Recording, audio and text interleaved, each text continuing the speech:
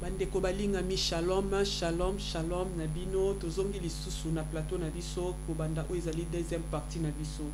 Kaka ndenga apôtre yebisaki bino botuna ki religion, vraie religion ezali nini? Apôtre laksi bino vraie religion ezate komona église batonga na maboko batu non. Ezali ko sala misala o ezomona na kosunga ko salisa batu bazomona pasi ko prier pona batu wana nde tobenga yango vraie religion. Yango tozongi lisusu awa toyoki Bible ezoloba na biso basali ya nzambe ya solo bayebaka bango na mbuma na bango. Musala nzambe ota musala solo toyebi na misala. Donc yango likam tozomona na kati association oyo nde tozomona ezosalema mpe ezomona na makambo ya malamu mpo nini misala ya basali ya nzambe ezomona na bafruit nango. Yango tolingi totuna lisusu question moko epai ya apôtre na biso. Apôtre olingi koyebisa biso natanga awa balobi Bible elobi bakoyeba bino na misala na bino. Bongo yo oliaka bambongo batu te. En tout cas, bala na nzambe boza kande. Donc wana eza question na ngai te eza ya apôtre. Na tangi yango pe bien. Donc papa destiné balingi bayeba bambongo lemso oliaka bambongo batu. Na sponi ba association ezebele ezosala buzoba. Et comme ya tozo tambola na ndenga solo batu bazomono kaka neti oza mutu moko ozokosa batu ozozo bambongo po sala makambu na yo. Donc papa yo moko zali awa expliquer peuple de Dieu ce que liaka mbongo batu ou pas yo moko pesa réponse. En tout cas mbote na bino bande ko bozolanda biso lisusu na deuxième partie ya émission na biso to pamboli nzambe. Le kumu ezongaka na maboko nzambe, c'est vrai ndeko wana aza na raison ya kotuna po tant babengi association ONG et ba makambo ebele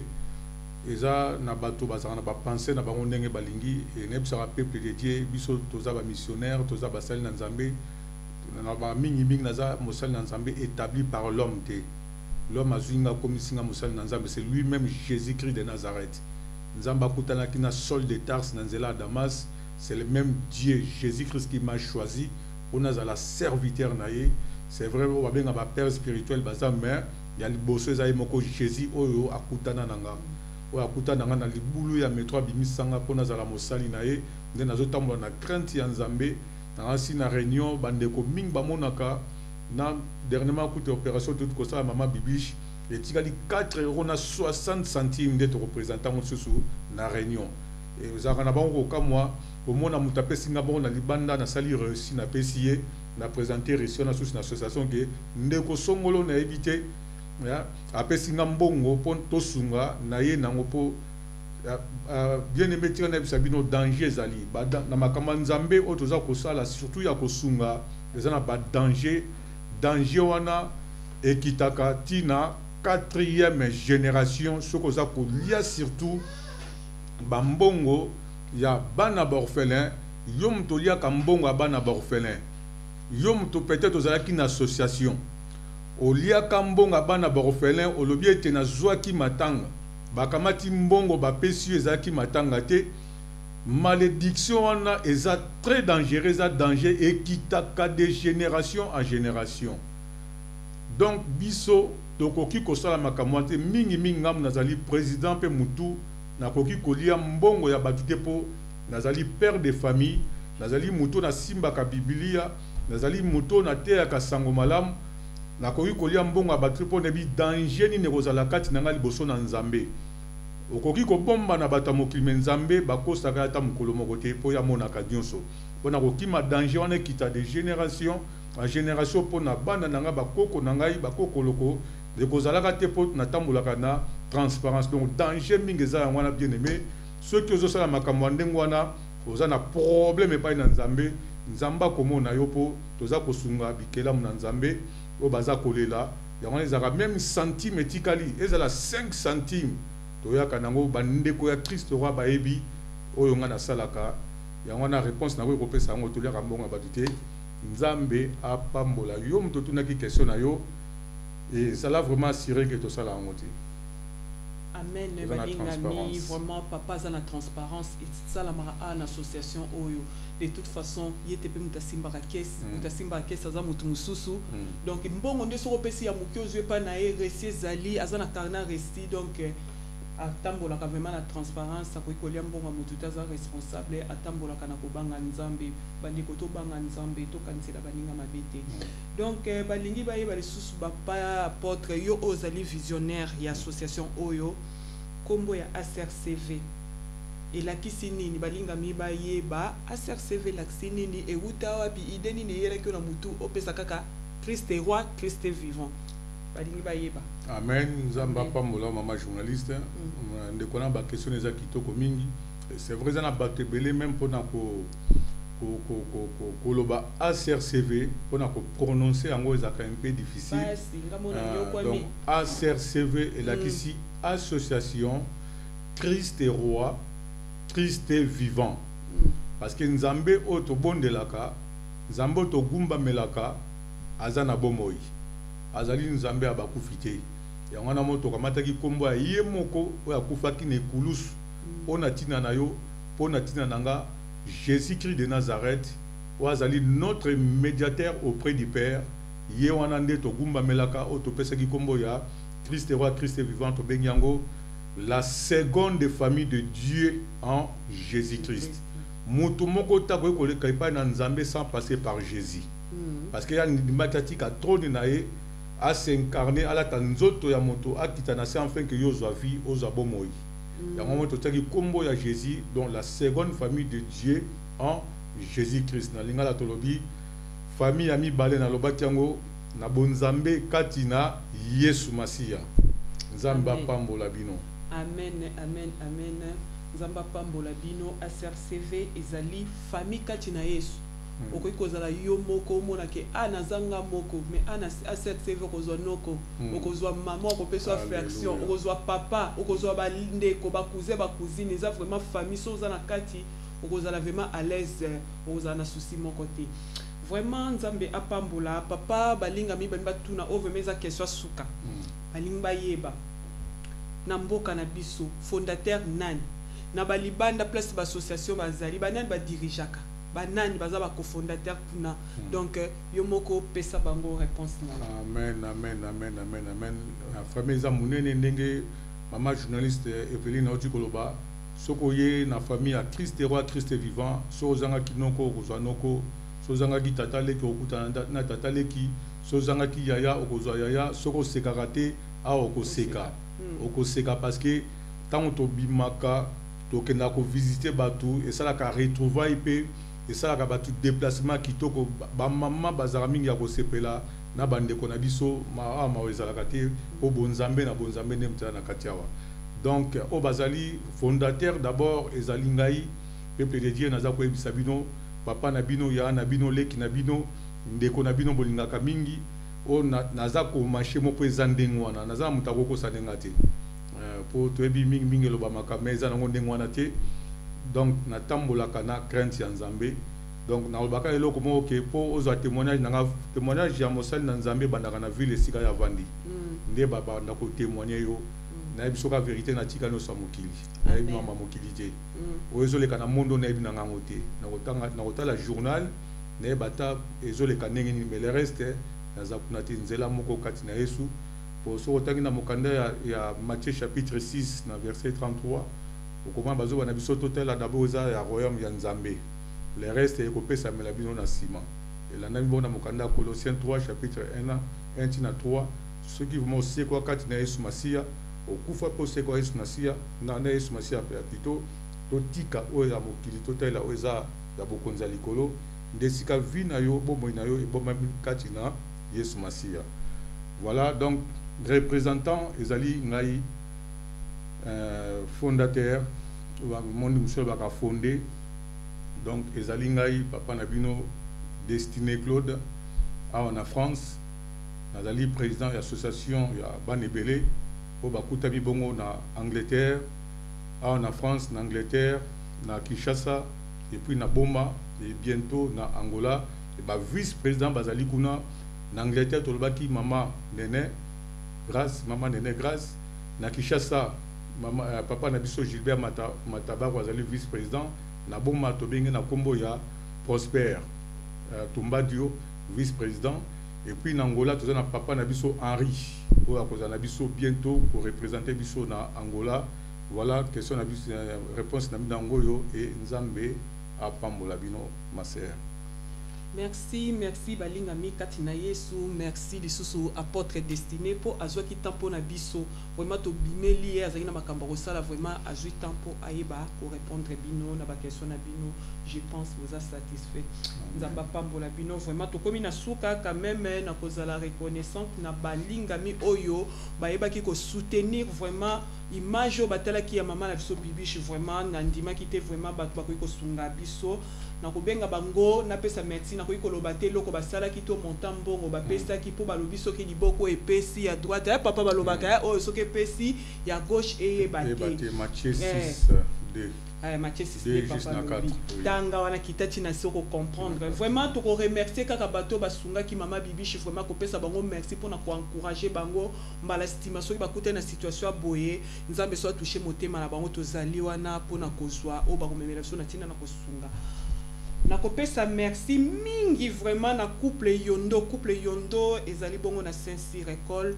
nzamba pambola couple yondo bongo ezali na papa na biso Médard na mama na biso Christine nzambe vraiment pambola bino ndenge bozaki touché ya kozala obozali nango po bo pambola mama oyo bibiche nzamba pambola bino na pamboli frère na biso Patrick frère na biso animaka biso na église grâce divine na clama nzambe vraiment pambola yo na ndengo tuti samaki ke kozwa ya muke ozalaki nango ko seme po na ko pambola mama oyo azaki na pasi nzambe vraiment azong selo ya mingi na pamboli sœur Eugénie, na grâce divine, maman protocole. Maman protocole, non. C'est pas maman protocole, c'est pas maman protocole. Aza Moyembi, maman vie, maman Eugénie Nzamba pambola yo vraiment. A pambolo belé, azong sa mingi, na église toujours, grâce divine na clamar. Na pamboli lisusu, ezali sœur Française Bazin. Nzamba pambola zali moko na kati association zali antillaise vraiment aye baka kosala musani malamu ya koseme katina association vraiment asungi o ezali mama bibiche nzambe apambola mama na biso Française Bazin et puis mama Julie Banga mama Julie ona mama na ngai vraiment babiso ozangi mama ya na association oyo mama Julie mama na ngai mama na papa Christophe Banga nzambe apambola bino ebele na pesi mbote lisusu na famille Fouaketo famille Fouaketo nzamba pambola bino mingi na pesti mosali na nzambe na ngai papa Mardoché Masakidi vraiment évangéliste nzamba pambola mingi na bayido kitoko ozo yela biso na kati association nzambe azongisela yo place ebimaki to pamboli o ezali frère Léon Rigobert na mboka Versailles nzambe apambola yo nzambe vraiment apambola yo soyez béni mon frère nzambe apambola yo to pesi lisusu o ezali mama na biso Hortense Lidin mama ya bana tala bana mama bana ebele mama jeune mais tala bana donc nzambe vraiment pambola mama so poza mutema munene mutema bo mama penza mutema ko sunga alingaka te mwana tengama zongisa mwana nzela zalaka direct na bana tuka so biso lo to komi boy to komi pe bien na banda kwa mabala eza mama na biso nzambe vraiment voilà mutema papa voilà mama apôtre vraiment sunga biso mingi na ba conseil aza penza mama ngama aza mama jeune aza yaya aza mama aza nyonso pona biso vraiment nzambe apambola mama Hortense Lidin to pamboli pe couple Matunga ezali Matunga Serge mon mari et puis nga moko vraiment nzambe asunga biso couple ba jeune nzambe asunga biso to zana kimia to tambola toujours na présence de Dieu to pamboli lisusu a CRCV France c'est un groupe moko ya bato ebele to zana papa na biso papa na lingaka mingi papa na biso mabanza o za trésorière papa nzamba pambolo po tambola na transparence bona mama na biso mama Marie Louise o ezali mabanza nzamba pambola ba groupe azai belé mama Yvette mama Julie mama Arlette